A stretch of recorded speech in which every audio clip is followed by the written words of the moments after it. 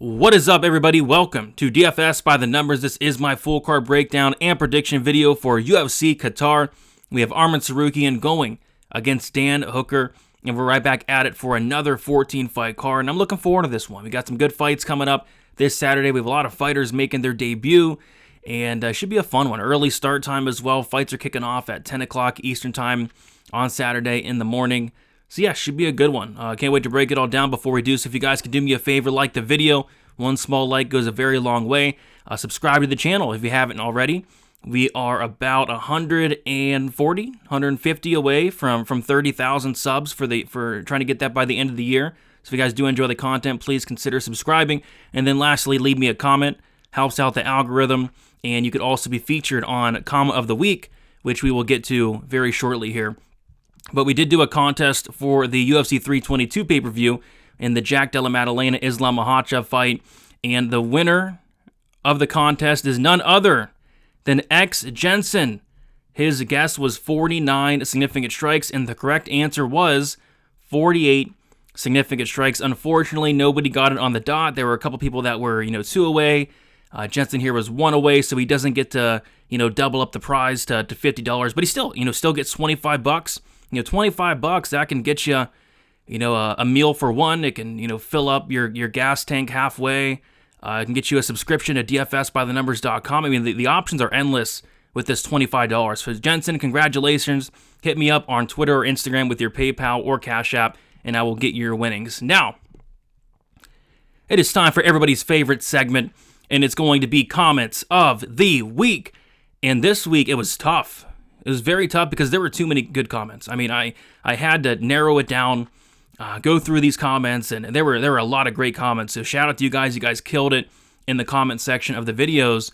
But there are 4 that stuck out the most, and the 4 were these comments right here. I want to take your attention to the top left corner and shout out to Ryan Machowski. Shout out to Ryan.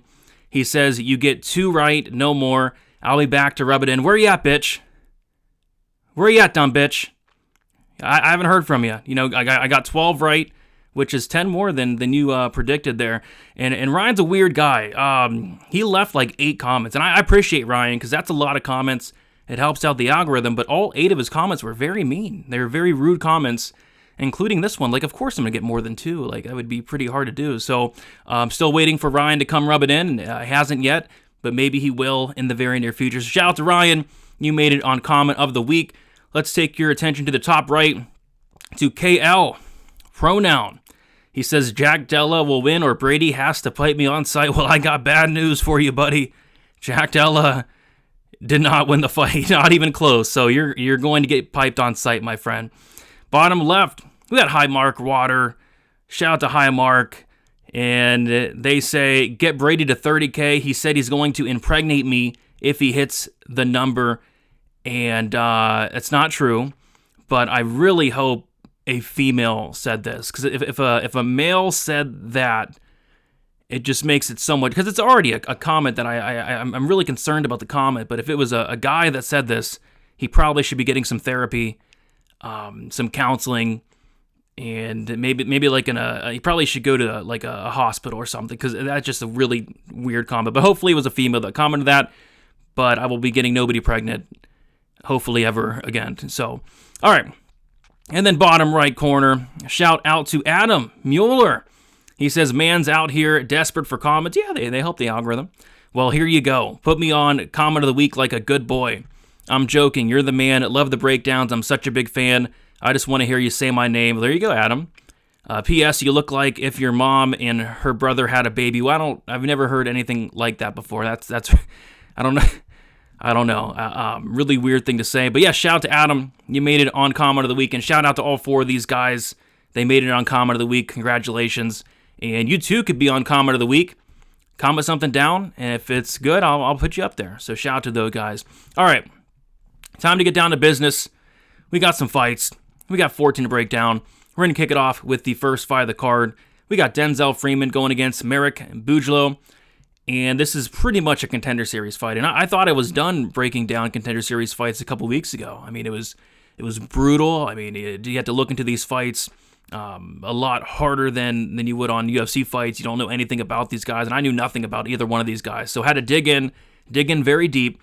And it was tough to dig in deep to this one because Marek Bujlo just doesn't have a ton of tape. He has 2 fights available, and those fights lasted a total of 2 minutes. But this guy's a BJJ black belt. He's ultimately looking to get the fights down to the ground, right? On the Denzel Freeman side, Freeman is a guy that's fought just a much better competition. This guy's fought, Cunha, who was on the Contender Series, and then he also beat Steven Asplund, who Asplund was also on the Contender Series, and we're going to be seeing Asplund in the UFC, sometime next year. And Freeman finished both those guys. So he finished 2 guys that have a pulse, whereas Bujlo, he looks really good, but he looks good against, a garbage man and a pretzel vendor. So it's like hard to tell how good or how bad Bujlo is. The interesting thing about this fight is Denzel Freeman opened up plus 160, and that's a significant move. Plus 160 to minus 200 now for Denzel Freeman, and I think a lot of it has to do with that level of competition. This guy does have a wrestling background. He's going to, in theory, have a significant striking advantage. He's going to, in theory, have a big cardio advantage as well. So I'm going Freeman here. I think Freeman should be able to stuff the takedowns, and if he does, we've seen these BJJ guys come in here lately and just look awful. Who was that dude that fought, there's another BJJ guy that came in a couple weeks. It just looked awful. So if they can't get their game going, they're going to probably get served. And same thing with Bujlo. If Bujlo's not able to get this fight down to the ground early, he's probably going to get served in very brutal fashion. So I'm going to take Denzel Freeman. I'll take Freeman to win this fight by first round knockout. Next up, we got another newcomer. We have plenty of them on this card. We got Saigid Izagakmayev going against Nicholas Dalby. We got Izagakmayev minus 300. Nicholas Dalby is plus 250. So yeah, it's a very wide line here. I was impressed with Izagakmayev. I don't think this guy's gonna be like future champion or nothing like that. But he's a good fighter. He's a well-rounded fighter. The striking looks decent, has some power on the feet. He can wrestle, he can grapple. On top, he has good control. He's very active at the ground and pound, and he has a submission game. Just a really good, well-rounded type guy. He's not gonna, knock your socks off, nothing like that, but he's pretty dang solid. And he's going against Nicholas Dalby, who's also very solid, but I worry about Dalby. Dalby's now 41 years old, one of the oldest fighters on the roster at this point. And we saw in his last fight where his chin got cracked for the first time. He got knocked out for the first time against Randy Brown. It was a very brutal knockout, and once that chin cracks, especially later in your career like Dalby at 40 years old, I think the durability could be going very soon, and that's certainly a problem. So yeah, I expect Izagakmayev to potentially land some big shots on the feet, mix in the takedowns. Probably win a decision, but if he did finish Dalby, it wouldn't completely shock me. But yeah, I'm leaning Izagakmayev by decision. And yeah, even if it's close, and even if Dalby does edge the fight, the crooked, corrupt judges are going to give it to Izagakmayev. So yeah, give me Izagakmayev to win this fight. The price is pretty disrespectful, but I'm going to take him to win and win by decision. Next up, we got Nurullo Aliyev going against Shakim Rock. We got Aliyev minus 275, Shamrock at plus 235, and yeah, I don't really love this matchup again. Shamrock's a guy, there's some hype behind him. He has a little bit of a personality. This is a guy that a lot of people want to see succeed, and he's gonna be a fun fighter in the UFC. But holy crap, this is a tough matchup against Nurullo Aliyev, who has to be one of the biggest crotch sniffers in UFC history. Off the top of my head, I can't think of another guy that wants to sniff crotch as much as this guy. Maybe Jailton Almeida, maybe, but even Jailton's gotten a lot of finishes. This guy Aliyev has the finish rate of a female strawweight. It's like 20% finish rate, but he's good. He's a very good fighter. He's only 24 years old. His wrestling's top notch. His control's top notch. If it gets you down, you're not getting back up. The striking is not quite there yet. The cardio is not that great, but he's a guy that's going to win a lot of fights just by taking you down, doing just enough, winning rounds, maybe dropping the third like he did in this Lucky fight. But, I think this is a matchup where, Shakim Rock is a guy that, he's a grappler. He's going to be content to be on his back. He's going to be content to throw up submissions, and as long as Aliyev can get out of those submissions, I see Aliyev winning a 30-27 or 29-28 type fight. So I'm going to take Aliyev to win. I'm going to take Aliyev to win this fight by decision. Probably a very boring one at that, but give me Aliyev to win by decision nonetheless. Next, we got Ismail Nardiev going against Ryan Loder. We got Nardiev minus 130. Ryan Loder is plus 110. So yeah, Nardiev had a little bit of a stint in the UFC a couple years ago. He got cut, and outside the UFC, he did like awful. Like I think he was like 500 outside the UFC. He got finished in a couple fights, and then they randomly brought this guy back against Bruno Silva. I'm like, what's going on? Why are they bringing Nardiev back? Like, this guy, I don't know if he's a UFC level type fighter. I mean, his cardio is very questionable. I really question the durability, the heart.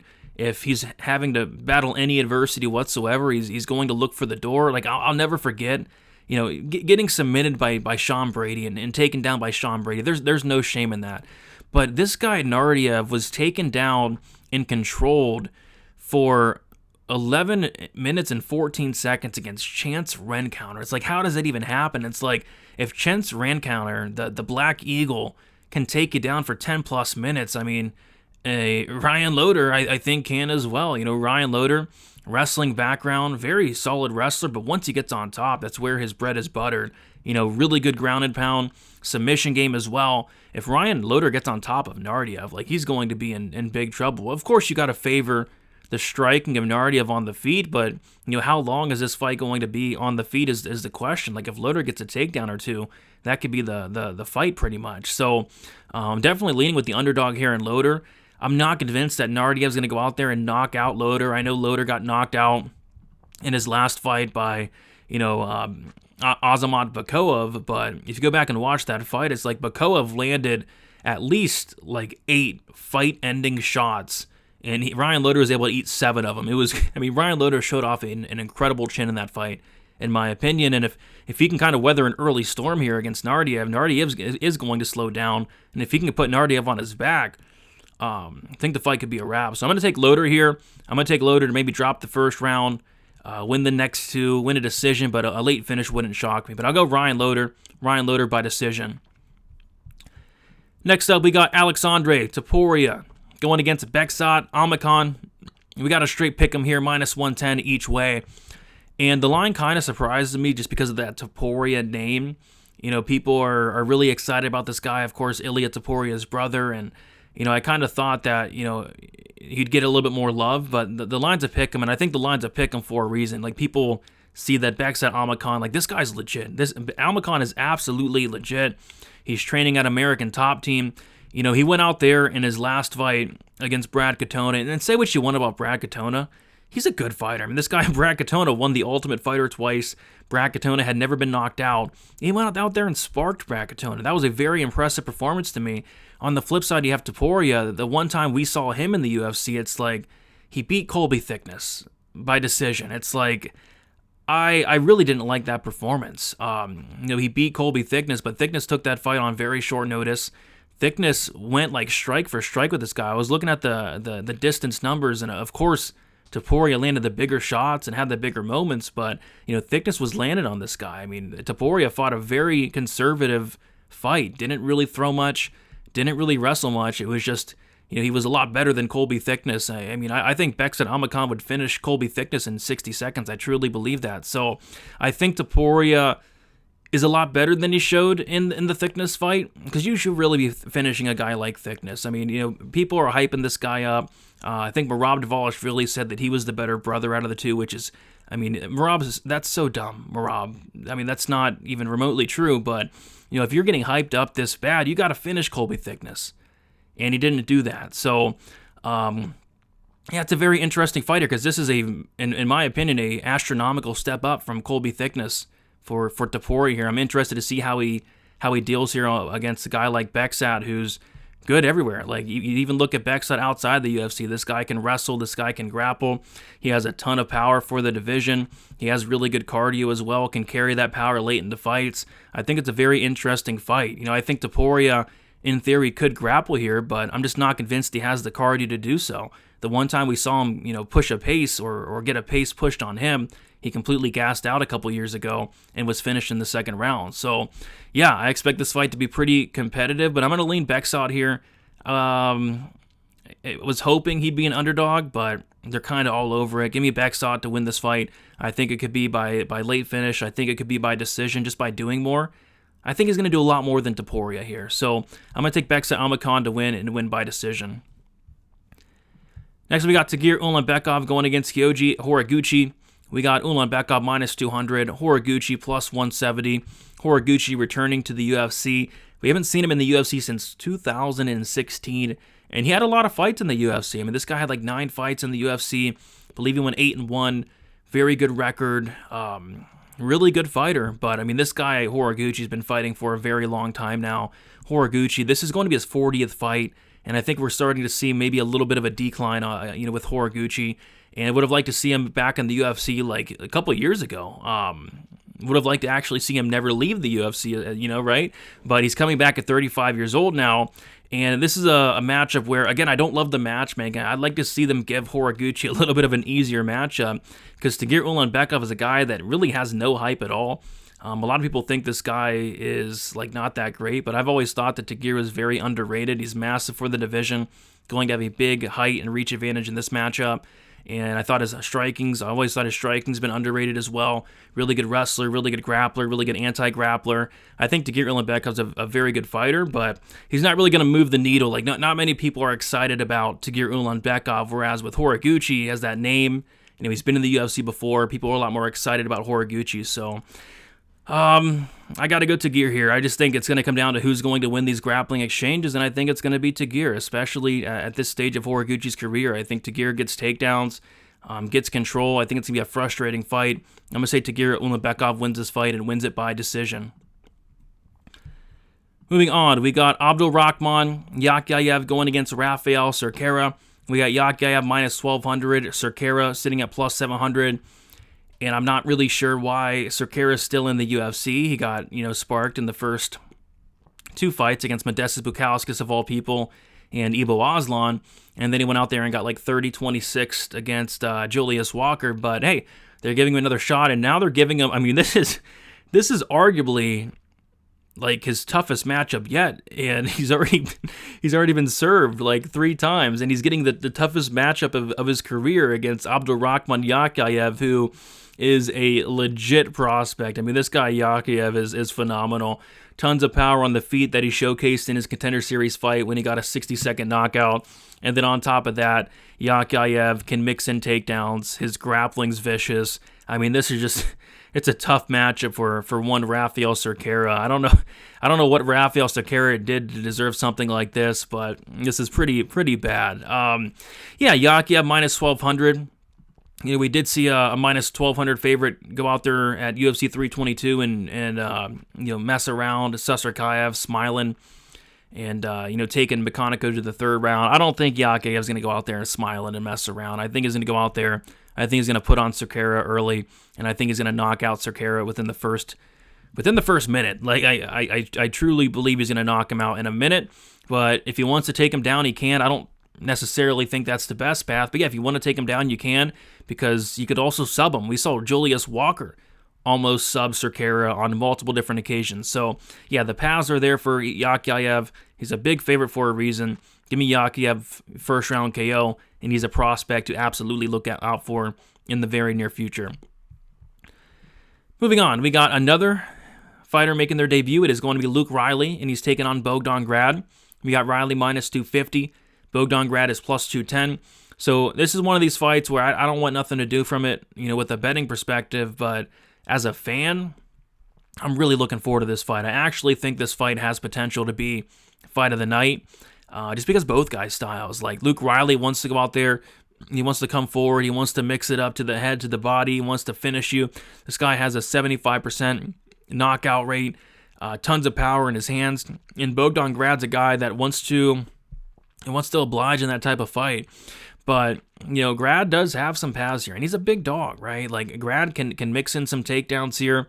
I was watching a lot of Luke Riley fights, and I'm very impressed with his striking. But, he can be taken down, he can be controlled, and that's a little bit of a concern. And on the feet, I have to favor Riley. I mean, Bogdan Grad's a walking punching bag. This guy will eat 6 to give 3. I mean, this guy, Bogdan Grad's so hittable. And I've always kind of questioned his chin a little bit. Got rocked against Naimov. Got knocked out against Tom Nolan on the Contender Series. And, I think Riley has a good chance to put him out here. But if Grad fights smart, which I don't think he will, but if Grad fights smart, this fight could be a lot more interesting than the line does indicate. If he goes out here and grapples a little bit, but even then, I still got to go Riley. I think Riley's going to touch the chin at some point. I think he's going to put it on Grad. Grad does slow down as the fight goes on. I think Riley finds the chin at some point in this fight. So give me Luke Riley to win this fight. I'll take him to win this fight by 3rd round knockout. Next up, we got Asu Amabayev going against Alex Perez. We got Amabayev minus 200 and Alex Perez plus 170. So when I was first thinking about this fight, it's like, in theory, like Alex Perez, wrestling background, very good wrestler, really good takedown defense. Maybe he's able to stuff the takedowns here, keep it on the feet. But, I'm really worried about Alex Perez. This is a guy that's just battled injury after injury after injury throughout his entire career. Look through this guy's Tapology. You'll find just several pullouts. More pullout. This guy has to have the most pullouts in UFC history. It's ridiculous. And, there's one point, a year and a half ago, 2 years ago, where Alex Perez had 3 fights in the span of a couple months. I'm like, what's going on? Alex Perez, he never fights this much. He fights once every 3 years. And then he fought Tetsuro Taira, and then he tore his ACL. And that was about a year and a half ago.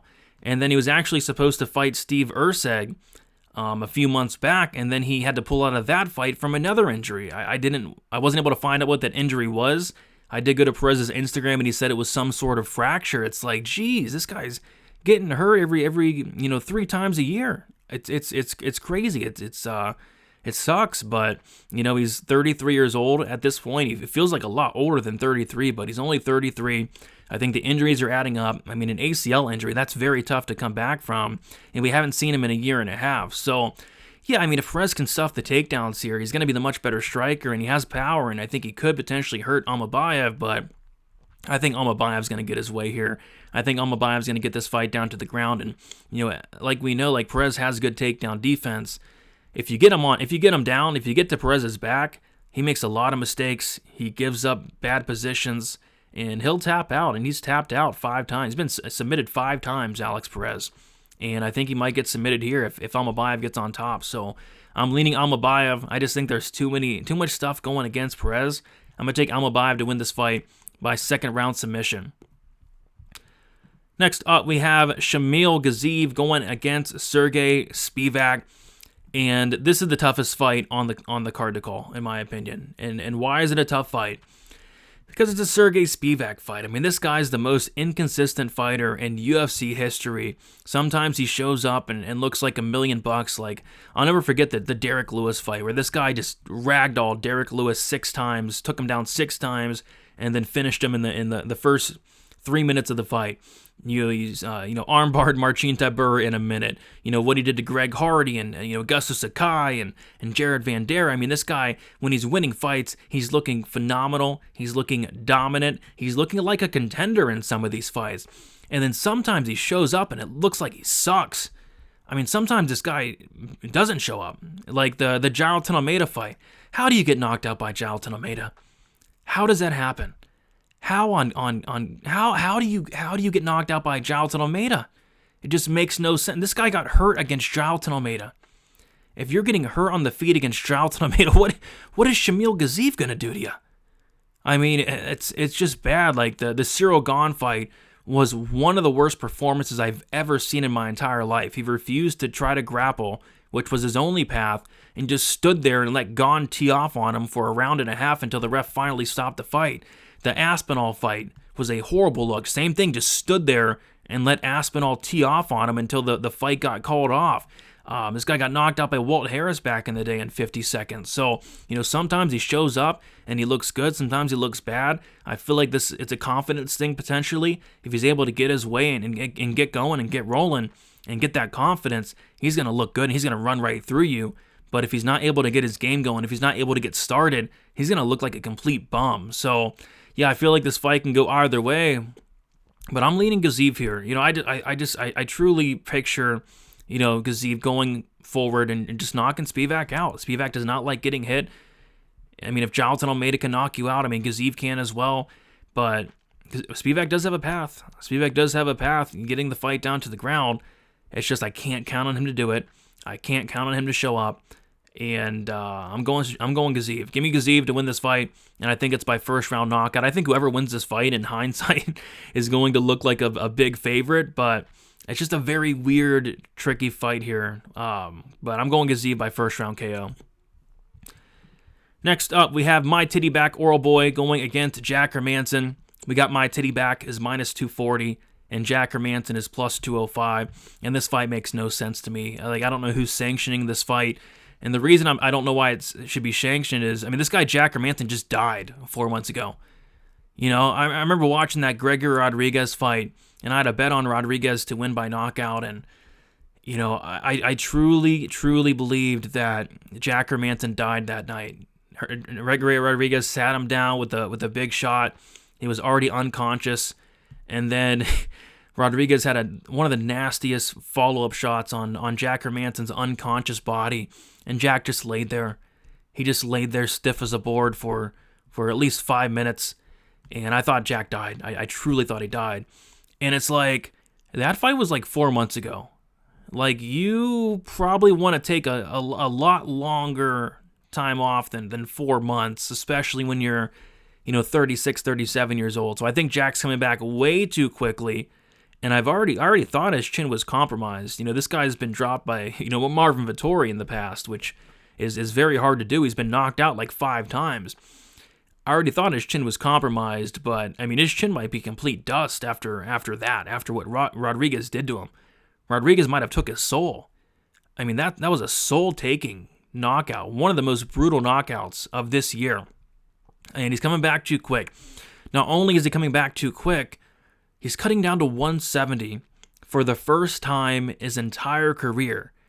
And again, that makes no sense because just a couple of fights for Jack ago, remember the Roman Dolidze fight, this guy showed up at weigh-ins and looked like death on the scales. I mean, this guy is probably cutting a lot of weight to get down to, middleweight, and now he's cutting down an extra 15 pounds. How is that going to help the chin? How is that going to help the durability? How is that going to help the performance? I'm really worried about Jack Hermanson. My Titty Back, he's coming up a weight class. He has fought at welterweight before, but primarily you'd like to see My Titty Back at lightweight. But yeah, at welterweight he's had success. At welterweight he's been able to get some finishes, and I think he gets a finish here against Jack. I think Jack's going to come into this fight very compromised. I want to see the weigh-ins. I'm not fully convinced that Jack's going to make the weight, because if he did, I mean, that'd be very impressive, because holy crap. It'd be very impressive, but even if he does make the weight, what's that going to take out of him? What's that going to do to him? It's a very weird fight, very weird situation with this fight, but yeah, My Titty Back, this guy is good. I mean, well-rounded, he can wrestle, he can grapple, and I think he's going to knock out Jack, though. I think he's going to hit Jack in the face very hard, and I think Jack's going to go down. Give me My Titty Back to win. My Titty Back to win by first round knockout. All right, next up we have Volkan Oezdemir going against Alonzo Menafield. We got Oezdemir minus 230, Menafield plus 195. Yeah, actually, I don't know about this fight. On paper, it seems like fireworks. I see what the matchmakers are trying to do, but at the end of the day, I kind of feel like this one goes to decision. Volkan Oezdemir, this guy has one knockout in the last 6 years. It's like this guy's calls himself a knockout guy. You're only one knockout the last 6 years, Volkan. Come on. So I don't know if he's gonna knock out Menafield. I think he could, but I kind of think this fight's gonna go the distance, and I gotta favor Oezdemir. Oezdemir's fought at a much higher level. Oezdemir just throws a lot more. He's more defensively responsible, and he's a very good fighter. Like he went to a very close decision in his last fight against Carlos Ulberg, and not trying to MMA math it, but he did a lot better against Carlos Ulberg than Menafield did. So yeah, I gotta go Oezdemir. There's no way I'm picking Menafield, but there's also no way I'm laying minus 230 on Oezdemir. So yeah, Oezdemir by decision. Moving on to the co-main event, we have Ian Machado Gary going against Bilal Muhammad. we got Ian Gary minus 230, Bilal Muhammad plus 195. And yeah, I'm done with Muhammad, man. I mean, this guy's an idiot. I truly think that Bilal Muhammad's an idiot. And I used to stick up for this guy. I know people hate him. He's probably one of the most hated fighters on the roster, and I've always stuck up for him. I've always said, good things about Bilal. But he went out there in his last fight against Jack Della Maddalena, and all week he was like, I'm going to test my Canelo hands. I'm going to test my Canelo hands against Jack Della. I'm like, no, you're not, Bilal. You're not that stupid to test your Canelo hands against JDM. And it turns out he did test his Canelo hands for like the first 3 rounds, and then he finally started to wrestle, and he lost the fight. It was a horrible look in my opinion. I mean, it was a very winnable fight, and this is a much tougher fight than Jack Della Maddalena here in my opinion. And it's like I'm watching the interviews this week, and I see an interview with Bilal, and he's like, he said he's going to outstrike Gary. He said he's going to go out there and he's going to knock him out on the feet. He said he's going to go out there and take him down and let him right back up. Remember, like what Kevin Holland did against Wonderboy. It's like, what are you talking about? Are you an idiot, Bilal Muhammad? What's wrong with you? You're delusional. You're absolutely delusional, Bilal. So, yeah, I mean, he tested his Canelo hands against Jack. It sounds to me like he's going to test his stupid Canelo hands in this fight. And if he does that, he's getting 30-27. So, I feel like Bilal has the tools to make this fight very competitive. But if the game plan's not there, if the fight IQ's no longer there with Bilal, I don't know what's going on with him, but if it's no longer there, I don't like his chances to win this fight. So I'm going to take Gary. I'm going to take Gary to win this fight by decision. All right, before we move on, I just want to remind you guys to check out dfsbythenumbers.com. I'm very ahead this week. I have I think like 6 bets thus far. But yeah, $20 a month, you guys get access to my stats model, write-ups for all bets, best bet article and confidence ratings, which is out right now, where I break down the entire fight, give the prediction, the round, the method, and the best bet for each and every fight. First notice on all bets, access to Discord, betting alerts, and a lot more. Check it out at dfsbythenumbers.com. Also have DFS content as well, and it is by far the best way to support me. All right, let's move on to the main event. Like, subscribe, leave a comment, get featured on Comment of the Week, all that good stuff. We got Arman Tsarukyan and Dan Hooker. Arman Tsarukyan minus 500, Dan Hooker plus 375, and yeah, I mean it's an interesting fight. I mean, Arman Tsarukyan gets a chance to redeem himself after completely pissing off the UFC and pulling out of a title fight, I believe on fight day, or weigh-in day. And yeah, it's a great matchup for Tsarukyan. Dan Hooker is a guy that people were calling this guy washed back in 2021, 2022. People were betting Claudio Puelles against Dan Hooker. That's how you know how bad it was. Like, people were actually betting Claudio Puelles against Dan Hooker, and Dan Hooker's like minus 150 to Claudio Puelles. And that's how you knew that Dan might be a little washed. Not that washed to lose to Claudio, of course not. But people were actually taking Claudio to beat him, and that's because he looked like crap against Arnold Allen. Got submitted against Islam Makhachev. He got finished in 2 minutes against Michael Chandler. And it's like, anytime he's kind of taken that step up in competition these last several years, not only is he losing, but he's getting served. Like, anytime he's fighting a contender or, a guy that's, fought for a belt, or, like Islam, Arnold Allen, even like Michael Chandler, anytime he's taken like a step up, he's getting served. He's getting smoked. And I kind of think that's what's going to happen here. Tsarukyan's a very good fighter. Tsarukyan's younger by 6 years, and he can do it all. He can strike, he can wrestle, he can grapple, really good ground and pound, really good cardio. Arman Tsarukyan is a championship caliber fighter, and Dan Hooker isn't really. I mean, Dan Hooker's a good fighter, don't get me wrong, but Dan Hooker I don't think can compete with a lot of these guys in that top 10, potentially top 15 even at this stage of his career. So yeah, I'm going Arman, and Arman probably finishes him, probably knocks him out at some point in this fight, whether it's a TKO, whether it's landing something big on the feet, probably a TKO on the mat type thing. I'm going to take Arman Tsarukyan to win this fight and win it by 3rd round KO. There you guys have it. Thank you so much for watching. If you guys are still hanging around, be sure to leave a like on your way out, subscribe to the channel on your way out, and then leave me a comment on your way out as well. Be on the lookout for more content throughout the week. I'll be getting out my betting breakdown video nice and early this week, aiming for Thursday for the betting breakdown video, and getting a Draftkings video out as well. So be on the lookout for more content. Best of luck for UFC Qatar, and we'll talk to you guys soon. See you later.